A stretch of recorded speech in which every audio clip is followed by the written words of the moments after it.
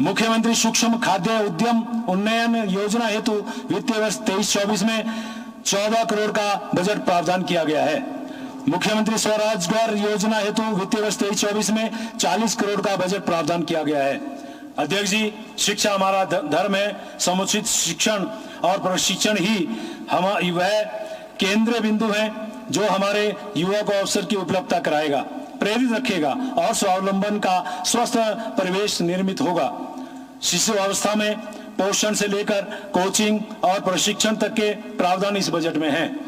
हमारी सरकार द्वारा माध्यमिक शिक्षा विभाग के अंतर्गत शिक्षण अधिगम को अनुकूल वातावरण प्रदान करने के उद्देश्य से राजकीय माध्यमिक विद्यालयों को उत्कृष्ट क्लस्टर विद्यालय के रूप में विकसित करने की कार्रवाई गतिमान है। इसके अंतर्गत स्मार्ट क्लास, कंप्यूटर एवं सहवर्ती उपकरण के साथ साथ खेल सुविधाओं का आदि का प्रावधान किए जाने की योजना है। इस बजट में नई मांग उत्कृष्ट क्लस्टर विद्यालय हेतु 51 करोड़ का प्रावधान किए जा रहे हैं। समग्र शिक्षा योजना अंतर्गत 813 करोड़ 33 लाख का प्रावधान किया गया है।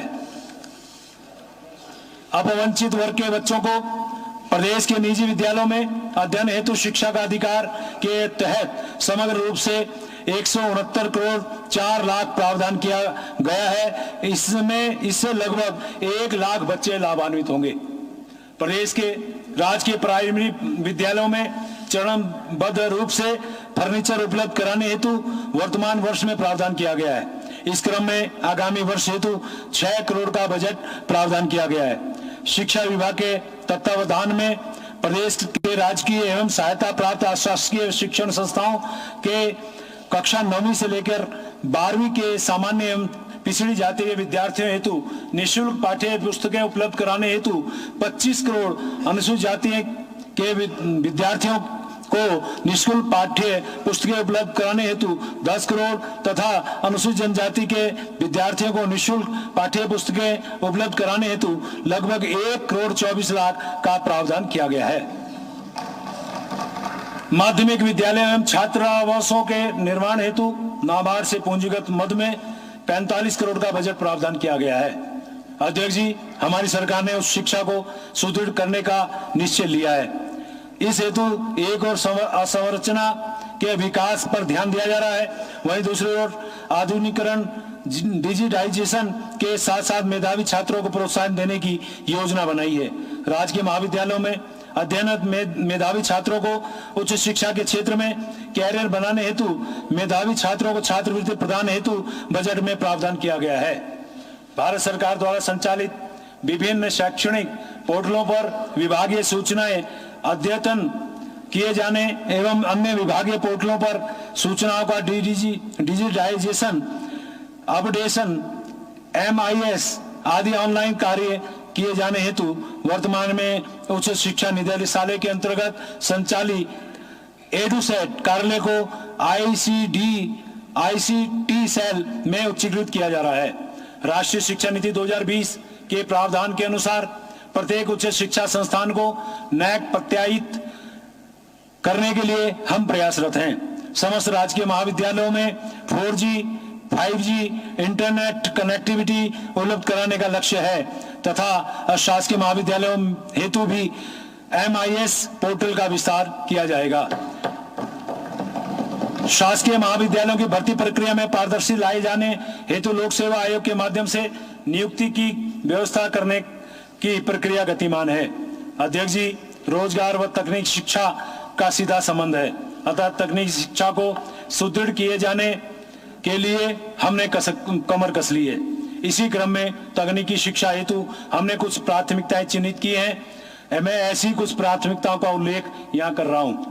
माननीय अध्यक्ष जी, प्रदेश में संचालित राजकीय पॉलिटेक्निक एवं इंजीनियरिंग संस्थानों में नियामक संस्थाओं के मानकों के अनुसार अवस्थापना सुविधाओं से संतृप्त करने की दिशा में प्रयास किया जा रहा है। एक ही छत के नीचे प्रदेश के युवाओं को डिप्लोमा के साथ साथ इंजीनियरिंग स्नातक एवं मास्टर डिग्री के अवसर प्रदान करने हेतु राजकीय पॉलिटेक्निक नरेंद्र नगर में इंटीग्रेटेड टेक्निकल इंस्टीट्यूट का संचालन प्रारंभ करने की कार्रवाई गतिमान है एवं उद्योगों की मांग के अनुसार आगामी वर्ष में नई प्रौद्योगिकियों यथा ऑटोमेशन एवं robotics, construction automation, cloud computing एवं बिग डेटा, गेमिंग एवं एनिमेशन, आर्टिफिशियल इंटेलिजेंस एवं मशीन लर्निंग आदि में नए पाठ्यक्रम संचालित करने के लिए प्रयासरत हैं। प्रदेश के पॉलिटेक्निक संस्थाओं हेतु रैंकिंग फ्रेमवर्क तैयार करने की प्रक्रिया गतिमान है। इसके अंतर्गत प्रदेश के पॉलिटेक्निकों को विभिन्न मानकों के अंतर्गत रैंकिंग का निर्धारण किया जाएगा। पॉलिटेक्निक संस्थाओं की रैंकिंग होने से अच्छी रैंकिंग वाली संस्थाओं की प्रतिष्ठा बढ़ेगी और वहां अध्ययनरत छात्र व छात्राओं के लिए रोजगार के अवसर भी बढ़ेंगे। अधिक से अधिक छात्र व छात्राओं को रोजगार के अवसर उपलब्ध कराने हेतु तकनीकी शिक्षा निदेशालय के अधीन राज्य स्तरीय ट्रेनिंग प्लेसमेंट केंद्र का निर्माण कार्य अपर आमवाला देहरादून में किया जा रहा है। माननीय अध्यक्ष जी, हम युवाओं के सर्वांगीण विकास के लिए प्रतिबद्ध हैं। इसी क्रम में हमारी सरकार द्वारा खेल महाकुंभ आयोजित कराने हेतु आगामी वित्तीय वर्ष में 15 करोड़ का प्रावधान किया गया है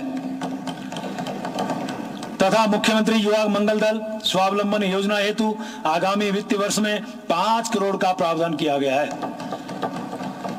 कर्मवीर के लिए है आसान, छू लेना अपनी मंजिल। ऐसे कर्मवीरों को हम नित्य आगे बढ़ाएंगे, उनकी ही शक्ति के दम पर हम मंजिल पाएंगे, सशक्त उत्तराखंड बनाएंगे, सशक्त उत्तराखंड बनाएंगे। माननीय अध्यक्ष जी, समावेशी विकास की अवधारणा को चरितार्थ करते हुए हमारी सरकार महिला कल्याण, बाल कल्याण, समाज कल्याण, अल्पसंख्यक कल्याण, युवा कल्याण, अनुसूचित जाति एवं जनजाति कल्याण, सैनिक कल्याण एवं श्रम कल्याण आदि क्षेत्रों में आवश्यक प्रावधान कर रही है। अध्यक्ष जी, महिला समाज और देश की तरक्की का आधार है। यह सशक्त होकर निर्णय ले सके, यह हमारा प्रयास है। हमारा मानना है कि लैंगिक असमानता से मुक्ति आवश्यक है। इसीलिए हमारी सरकार द्वारा उचित बजट प्रावधान के माध्यम से महिला एवं शिशु कल्याण का विशेष रूप से ध्यान रखा जा रहा है। केंद्र सरकार की प्रेरणा से महिला सशक्तिकरण के इस पुनीत कार्य में हम भी यथाशक्ति हाथ बढ़ाना चाहते हैं। हमने सरकारी सेवा में 30% महिला आरक्षण को सुनिश्चित किया है तथा पोषण, शिक्षण, प्रशिक्षण का ध्यान रखते हुए विभिन्न योजनाओं के माध्यम से आर्थिक सशक्तिकरण की दिशा में गंभीरता से प्रयास किए हैं। सक्षम आंगनबाड़ी एंड पोषण 2 के अंतर्गत संचालित ICDS कार्यक्रम में प्रदेश की 33,415 आंगनबाड़ी कार्यकर्त्री, मिनी आंगनबाड़ी कार्यकर्त्री तथा आंगनबाड़ी सहायिका बहनें मातृ एवं शिशु कल्याण के पुनीत कार्यक्रम में एक महत्वपूर्ण भूमिका कार्य निर्वहन कर रही है। हमारी सरकार उनकी इस महत्वपूर्ण भूमिका का सदैव सम्मान करती है। नवंबर 2021 से राज्य सरकार द्वारा दिए जाने वाले आंगनबाड़ी कार्यकर्त्री एवं बहनों के मानदेय में अतिरिक्त रूप से 1800 एवं मिनी आंगनबाड़ी कार्यकर्त्री तथा आंगनबाड़ी सहायिका बहनों के मानदेय में अतिरिक्त 1500 रुपए की प्रतिमाह वृद्धि की गई है।